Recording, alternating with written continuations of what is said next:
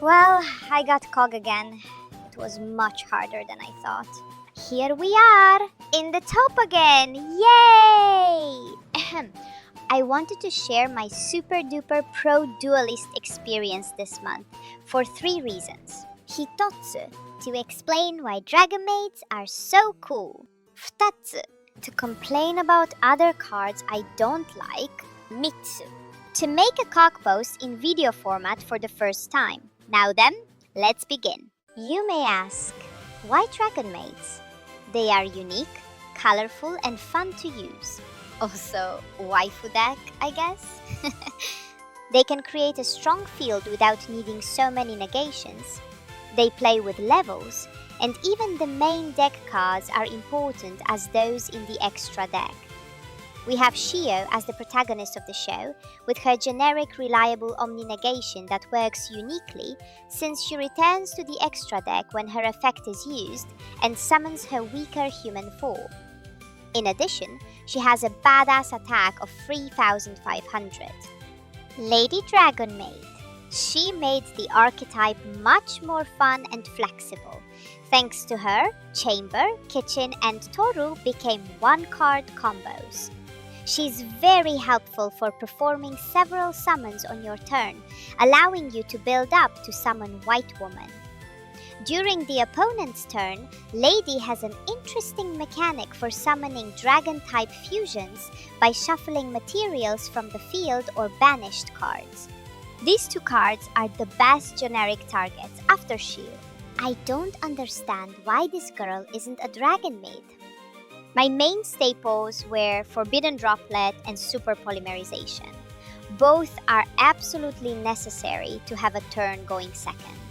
1 shooting Quasar Dragon plus 1 shooting Quasar Dragon equals to this B-stick.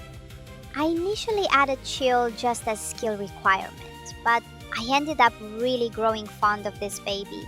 She saved me many times, and Rin Rin even has a catchphrase when she uses her. I used Book of Eclipse from Legend 1 to Legend 4, but I ended up removing it because it was absolutely necessary to draw Droplet to prevent Yusei from using a nuclear bomb on his turn.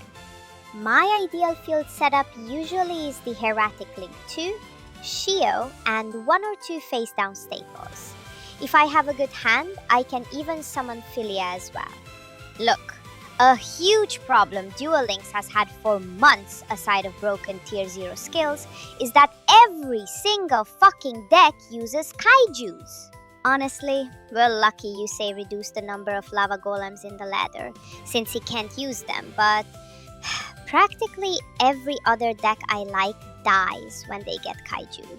The Kobayashi gang's strength lies in long duels.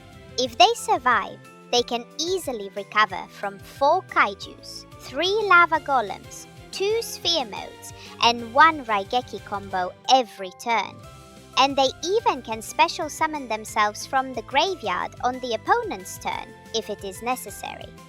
The Link 2 also has the unique ability to special summon another dragon from the deck when it's tributed. This is ideal to gain some extra defenses and keep having tidying targets if the tragedy happens.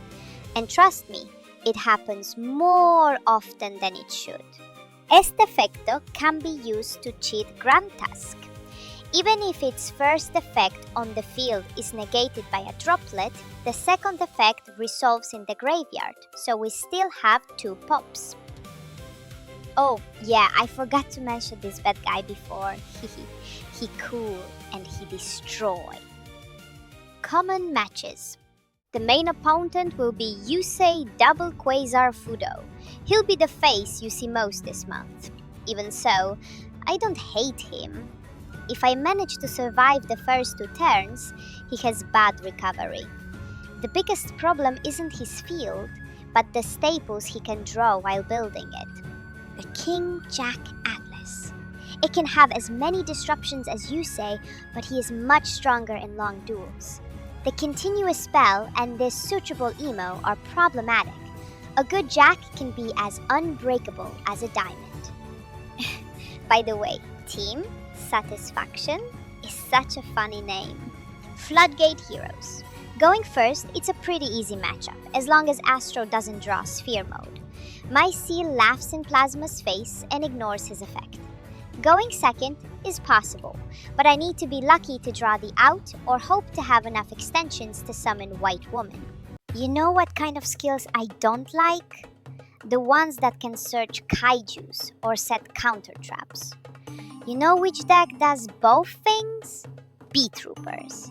B-Troopers can easily set up to 6 disruptions or more. In long duels, they have even more recovery than my mates.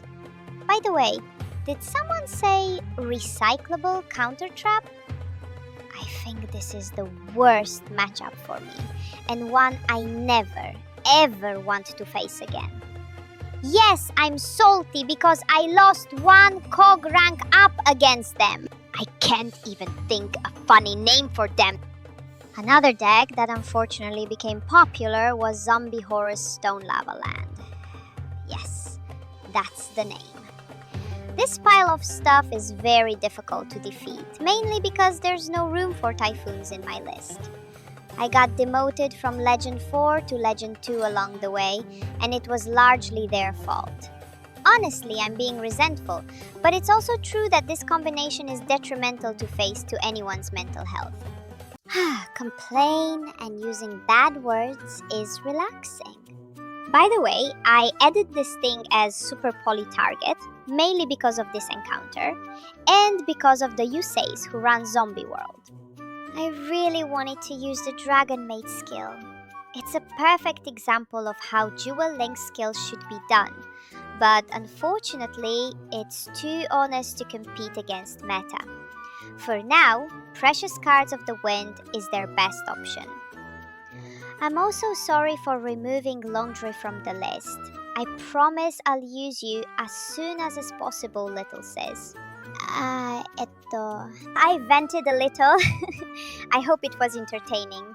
Oh, and I just posted a video showing some replays using Dragonmaids if someone wants to see it. Thanks for listening, and I hope you have a colorful day. Bye-bye! Stay blue!